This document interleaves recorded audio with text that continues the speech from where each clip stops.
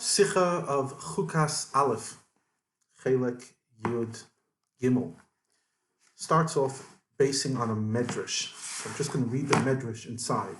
It's medrash Rabbi, it's a few other medrashim, he quotes over here, Tanchum, etc. Now, in the beginning of this week's Parsha Chukas, it says the following. Zois Chukas, on the word Zois Chukas, Zesha Amar Kasav, this is what the pasuk in Eov, Perek Yudalid, at the beginning of the Perek says, Mi yitain tahar mitame lo yechad. Who can give a tahar from a tameh, not one? Now, the simple reading of the text, the way the Mefarshim read it on the actual pasuk in Eov, is that when a husband and wife are together, it makes them tameh in the laws of tumah, and yet what could come out of it? It comes out a child who's tahar, and he could come an incredible tzaddik. In other words, there's an incredible paradox that out of something which is technically tameh comes pure tahara, biggest tzaddikim, etc. And over here in the Medrash, he expounds on it and gives it a bit of a different twist. Kegoin Avram miterach, Avram came from Terach, Cheskia me'achaz, who was one of the kings that caused a lot of problems. Yeshia me'amain, another king of Yehuda that came from Amain, who wasn't a great guy. Mordechai mishimi, Yisrael ma'evde kechavim, Olam haba me'olam hazeh. Okay, Olam haba leads out from Olam hazeh. Mi asa kain, who did this? Mi tziva kain, who commanded such a thing? Mi gazer kain, who made this gzera? Lo yechida shalom, only yechida shalom.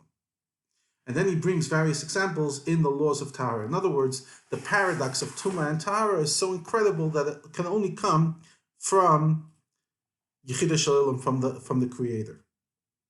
Amar Kadosh Baruch Hu, Hashem says, Chuka chakakti gzera gazarti, I made a chayk. That means I made a rule that not necessarily makes sense. I made a decree, and you're not allowed to go over it. Now, there's a very famous thing that's repeated often in Chassidus, that the reason why this parsha starts off Zois Chukas HaTorah and not Zois Chukas HaPara. In other words, if it was only here to teach us the laws and the chukah of Para Duma or Tumatara, which is say Zois Chukas HaPara or Zois Chukas HaTuma, the fact that it says Zois Chukas HaTorah is because there's a principle over here that applies to all of the Torah. And it's explained in Likutei Torah and other places that Zois Chukas HaTorah tells you that the entire Torah has a similar thing like Paraduma. Just like Paraduma is a chayk that you do just because that's the Ratzon Elyon, that's the will of the Creator, and not because it makes sense. So too, even the mitzvahs that do make sense, you must do it because Ashikitshanu b'mitzvaysav v'tzivanu. He commanded us. It's his Ratzon. And that's what the thing is, Zois Chukas HaTorah, even though there's various kinds of mitzvahs, there's eidos, which are mitzvahs that make sense once explained, like Shabbos, Hashem rested on the seventh day. Now we know why. Mishpatim, that makes sense even without explanation. Don't kill, don't steal. Everything has to be kept in the same way of chukim. So the Rebbe says he connects that point together with the point that we started with, this incredible medrash, mi'itin Torah mitame, that there's something so incredible, powerful about the laws of Tahara, and use that application, says Chukas HaTorah, to use that application of that incredible paradox to the whole Torah. The Rebbe says like this: in Chachma, and this is based on a mimer of the Frierdiker Rebbe and Sefer Mamorim Melukatim Beis. The mimer is called Vanis Filasi. Very interesting, relatively short mimer, worth, if you can, to delve into it a bit. The difference between Ratzain and Chachma. Chachma, logic, there's different levels of logic, and therefore there's certain things I believe or I think strongly, things that I think in not as strongly. There's things I prioritize and the things I don't prioritize. However, Ratzain, the power of will, there is no separation in levels. I just want. In the words of the mimer, in Chachma, you can never say a piece of Chachma in one word. Any part of Chachma, if I want to pass over a piece of intelligence to you, I have to articulate what I'm saying. Even if I'm concise, I have to say more than one word. In Ratzain, on the other hand, I could say, yes. Do you want it? Yes. Do you not want it? No.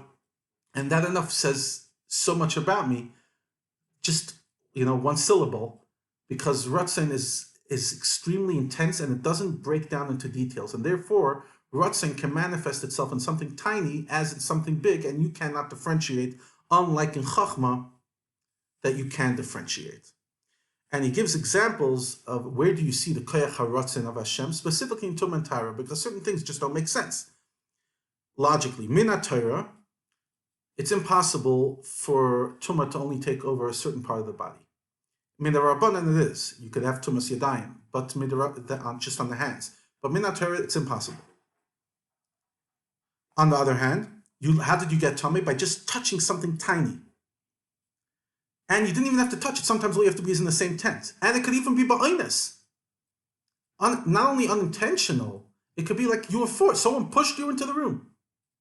Or someone made you touch a dead person. And then you're Tameh. In other words, there is like, it's so hard to understand. Usually, usually Hashem allows somebody who was forced into something to get away with it. And also the tumah that the person gets is absolute. There's no like half-baked tumah. It's like tumah. You cannot eat kodesh, you cannot eat truma, you can't go into the Beis HaMikdash from something which happened that I didn't even choose for. Why? Says the Rebbe that in tumah and tahara you see the ratzon elyon begilui. You see the revealed part, not necessarily of the chachma of the Eibishter, but the ratzon of the Eibishter. Azoy. That's the way it is. Azoy nish andrish. This is the way it is. And he quotes from Chassidus that says that tumah tahara is from level of makif, which means usually pnimi, something that it internalizes, it goes in its various levels, hislapshus, seder shtalshlus, etc., whichever terminology you want to use for our pnimi, for an internal light that goes down to each level the way it's supposed to.